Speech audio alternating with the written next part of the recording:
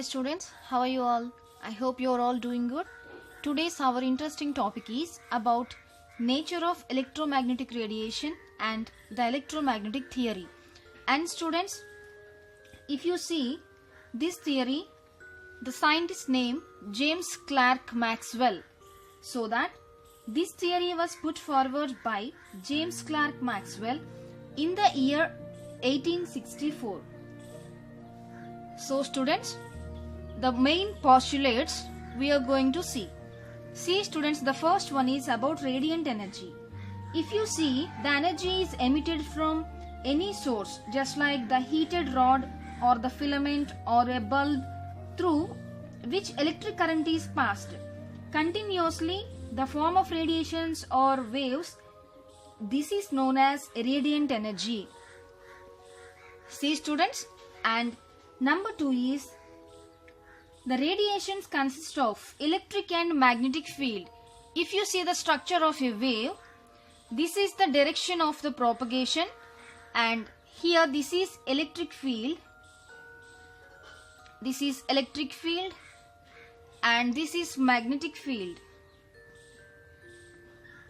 This is magnetic field, and see like this, this is direction of propagation of a wave.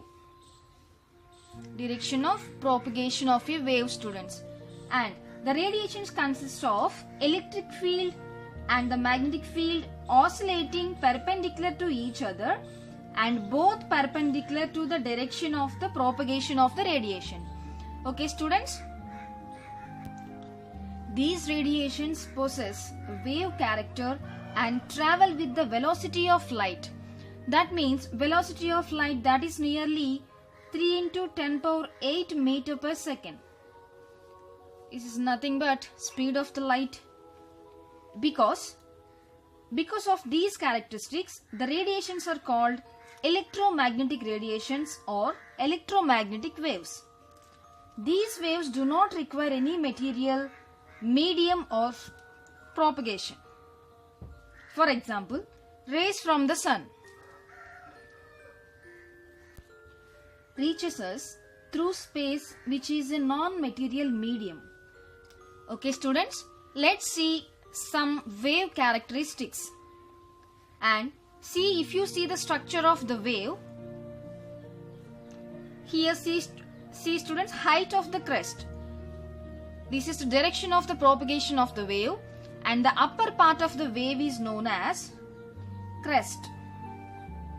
And the height of the crest is known as, that is here, amplitude, that is small a. We can say that is height of the crest. And in another way, the depth of the trough. Trough means the lower part of the wave.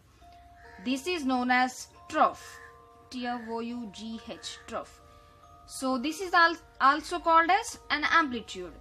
So this is depth of the trough. And troughs are having the downward displacement. Like this, they are having downward displacement.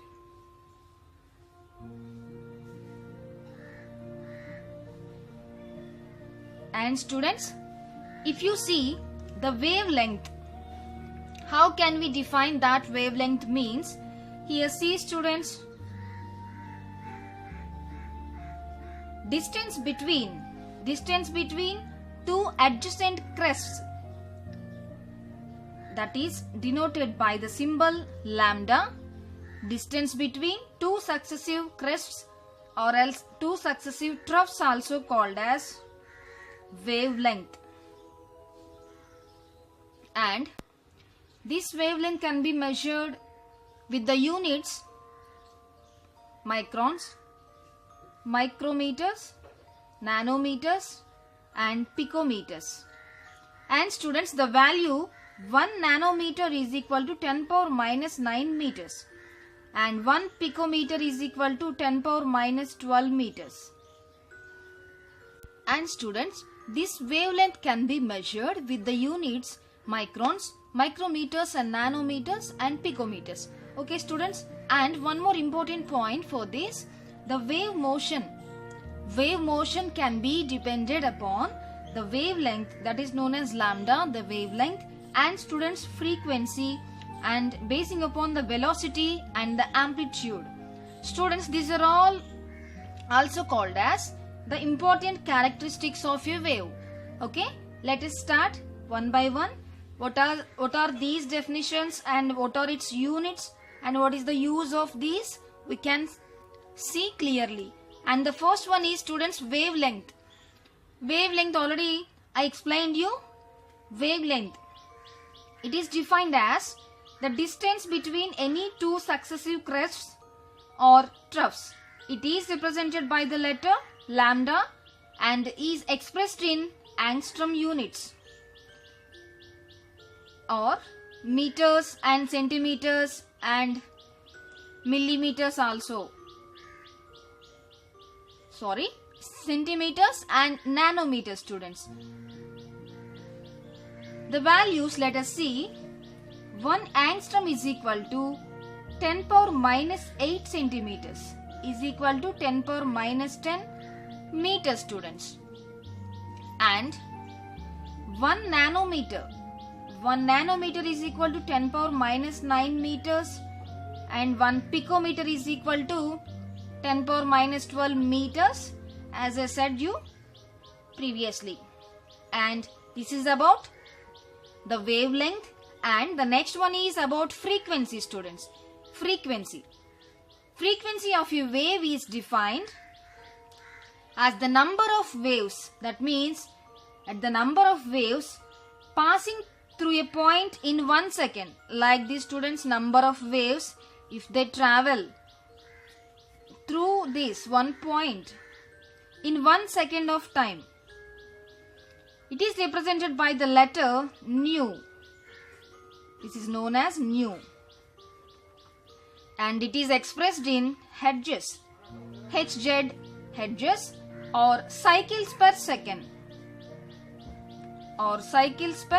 Students. Simply we can say that second inverse. Simply we can say that second inverse.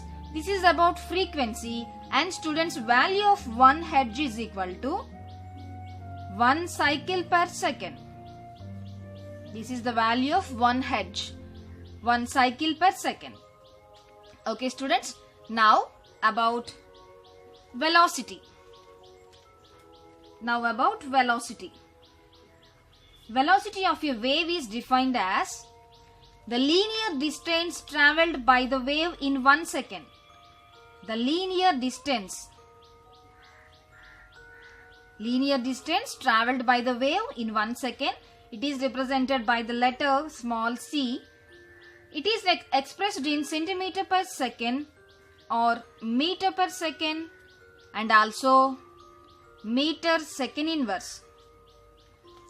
Okay students, besides the above 3 characteristics, 2 other characteristics of a wave, those are amplitude and the wave number. Let us see those also.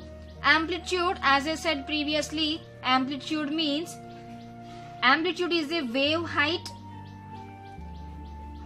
This is the height of a crest or the depth of the trough. It is represented by the letter small a and it is expressed in units of length.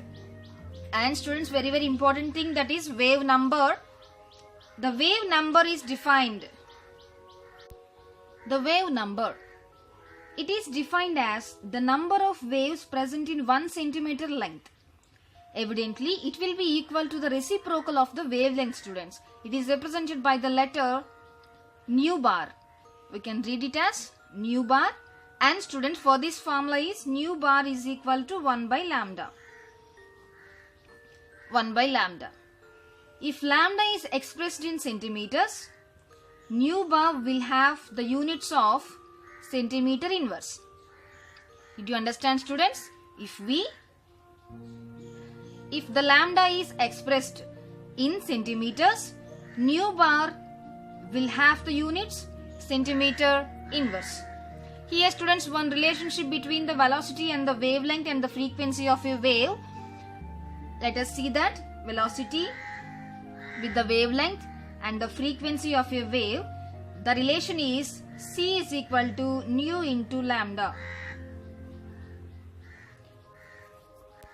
If we see the relation among the frequency and the wavelength and the velocity and the wave number also, that implies nu is equal to c by lambda, and students, 1 by lambda is equal to nu bar, as we got previously, that only. Again, nu is equal to c into nu bar. From this equation we can got, these are all equations. This is the relation among these frequency and the wave number and the velocity and the wavelength, students. Let's recall what we have learnt in this today's session, students, about the nature of electromagnetic radiation and electromagnetic wave theory, and postulates also we have seen in this class, and about the structure of wave here. And students, in this, what are the characteristics of a wave also explained. About the wave motion. Wave motion can be depended upon the wavelength and the frequency and the velocity and the amplitude. These terms also explained in this class.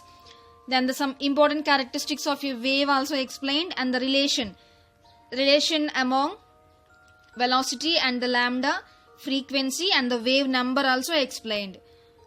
I hope you understood this class, students.